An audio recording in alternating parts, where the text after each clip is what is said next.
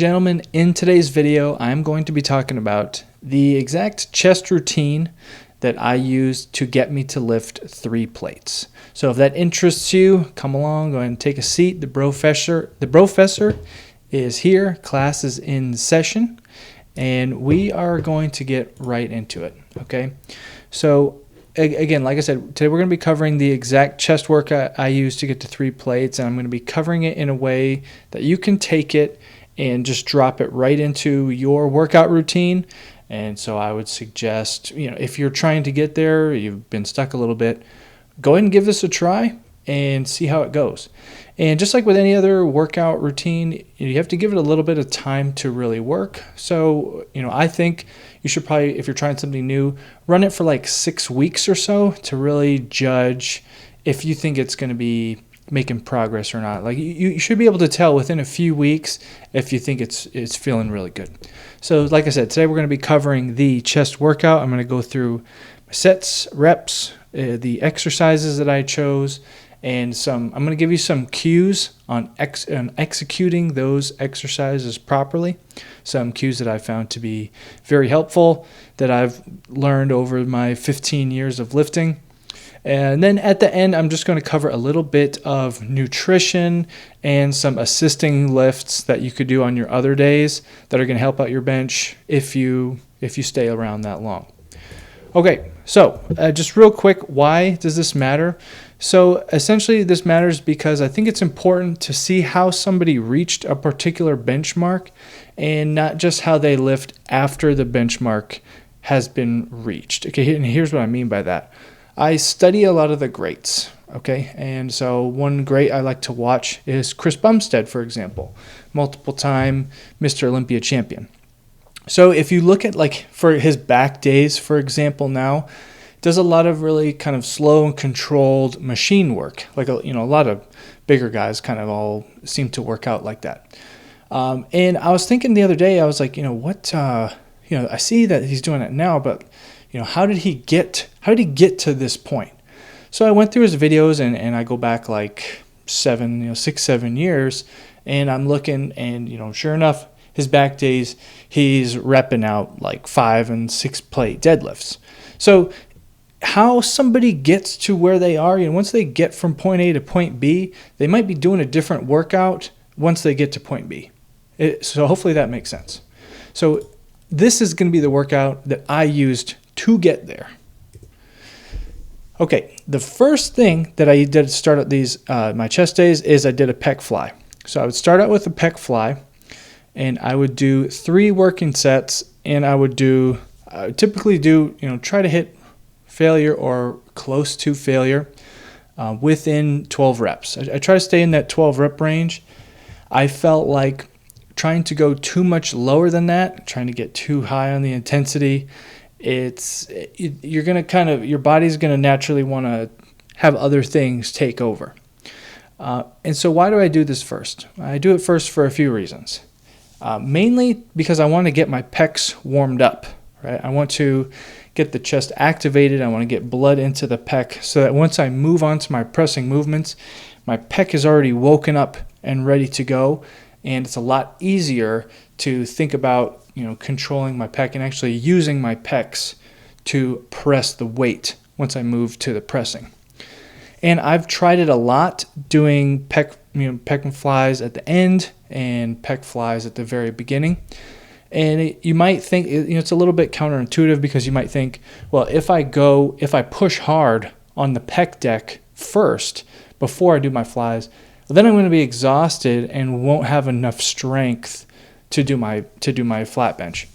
And I did not find that to be the case. Like I said, I experimented a lot both ways, and I'm going to be honest, I just did not notice a strength drop off from doing pec flies first to doing them at the end.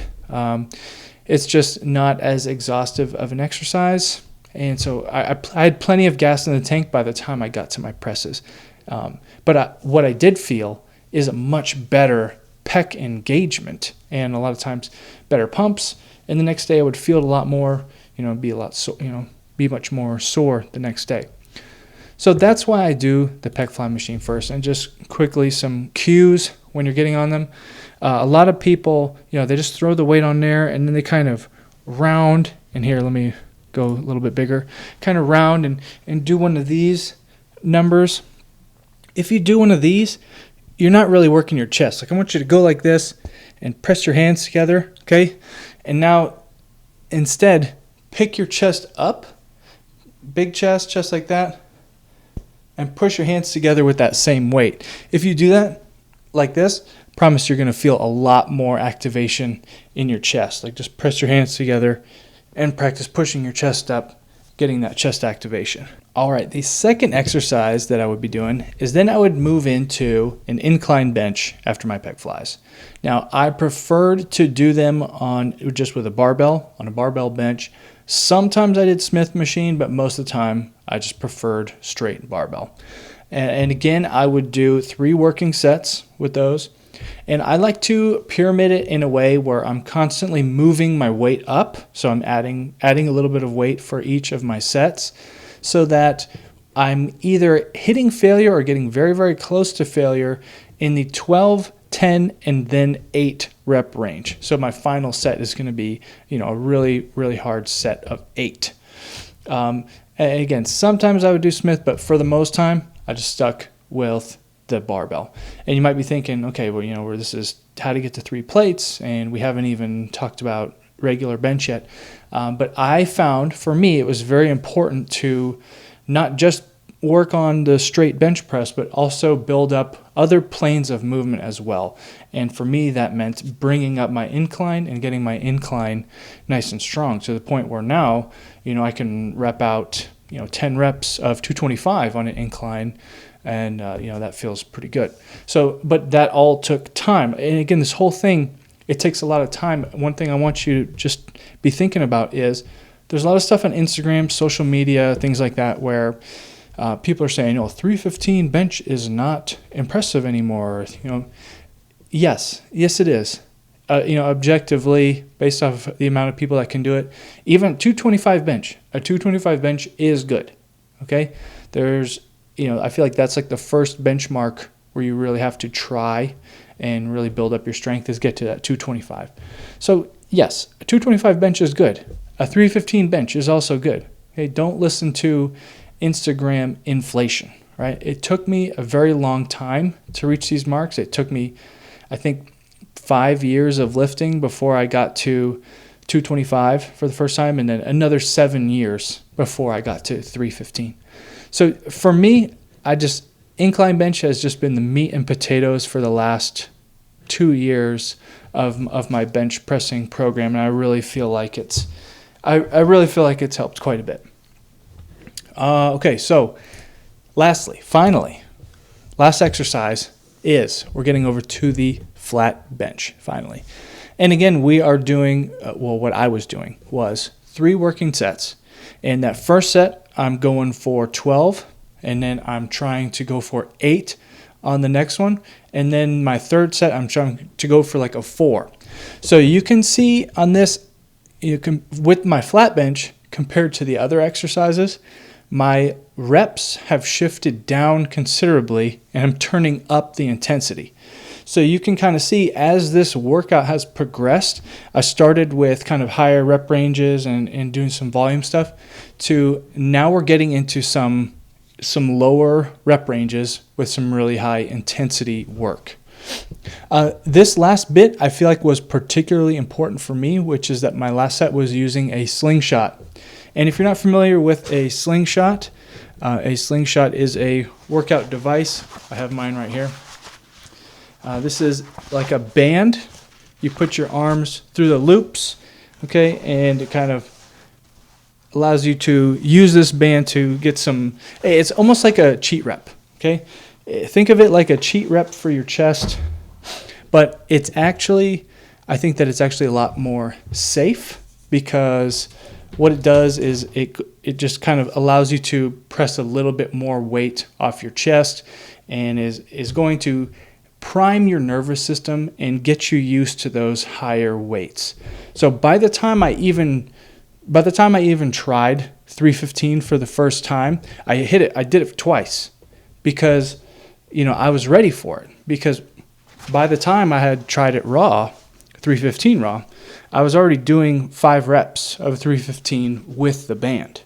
So I was already used to what it felt like when I unracked it. And, once you kind of break 90 with your arms, then the weight's all yours anyway. So I was already used to how it felt. So it really wasn't that much of a shock to me. And to me, that slingshot is really important because it's just really going to allow you to throw on extra weight and do much more weight than you have done before, and just get your nervous system and your muscles primed. I think that's very helpful. If you want one, no pressure. If you want one, I have a link down in the description, my Amazon associate link, whatever, like I get like a 13 cents commission or something like that. So if you want to get one, that's great. Okay, so that was the whole workout. It was pec flies, and then incline bench, and then flat bench. And that is the exact program that I ran for almost 2 years, the last 2 years, to really carry me from 255-ish all the way up to 315 on the flat bench. So now that we've gone through that, if you want it, now we're going to go through just a couple nutrition tips and some accessory lifts. The first part about nutrition is that you really need to be hitting your protein. And for years and years and years, I super underestimated how important it was to hit your protein. And if just try it. Just try it for like a couple weeks. Just try hitting your protein for a couple weeks. There's a good chance if you're not tracking, you're probably not hitting where you should be with your protein. And for me personally, I think like 1.2 grams per pound of body weight is where I feel the best. My workouts feel better. My recovery is much better. It really, really makes a big difference. So you got to hit your protein at a minimum. And the calorie surplus, that's going to be your best way. It's going to be your best pathway to consistent gains on the bench press and really any other lift. I've found that just adding extra mass to my body just had a huge impact on the amount that I was benching. So I felt that was really helpful. And just think about it.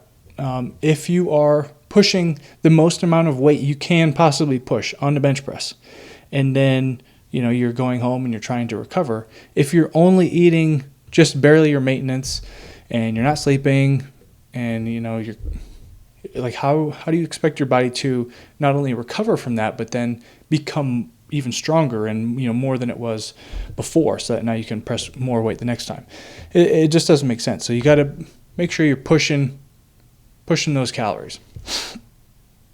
If you need a little bit of motivation, if I know tracking is hard. I track my calories, but it is hard. It's a pain in the butt.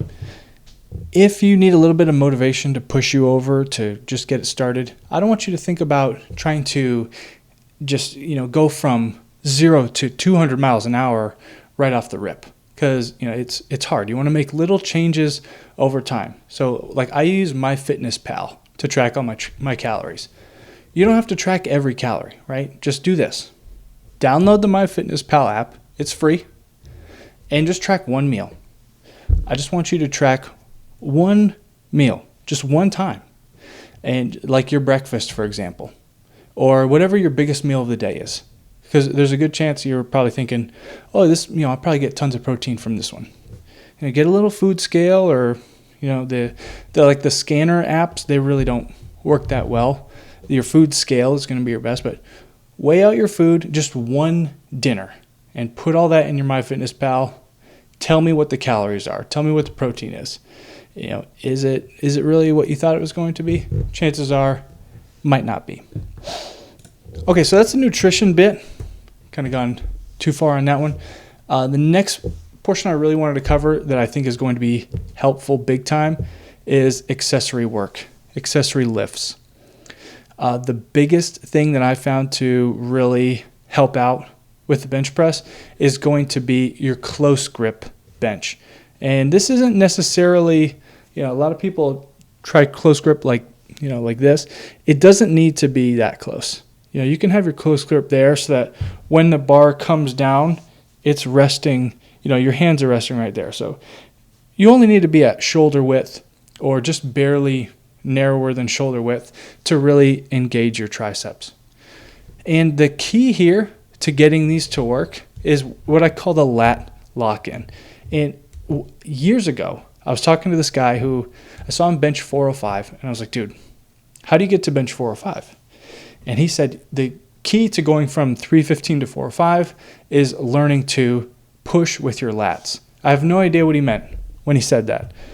He didn't elaborate, and I was just like, okay, I have no idea what you're talking about, but sounds good. So, and then like the year after that, I thought about it constantly, trying to figure out what he's talking about. And I eventually figured out that he's talking about when you go to set up in the bottom, or before you pull the weight down. When you're going to set up on your close grip bench, what you want to do is tighten the back of your lats, like almost like you were doing a lat pull down. Okay, I'm going to go big here for a second. Almost like you're doing a lat pull down. So you get that bar in your hands, you tighten your lats down, and what that's going to do is basically lock in the back of your shoulder, because your tricep up here and your lat kind of connect, all these things connect back here. So when you're locking your lats, it's creating a solid foundation for your tricep to lock into. And that's going to tighten up your tricep. Now, once your lats are locked in, you can focus on bringing down bringing down the bar and just focusing on contracting and extending the tricep to push that weight up. Then when you get really good at that, when you go back to regular flat bench and you get to one of those really grindy reps on your flat bench, you're going to feel your body naturally lock in with your lats and push out with your triceps to help you get through the rep. And it's a little bit of everything. Everything needs to work together to push that amount of weight.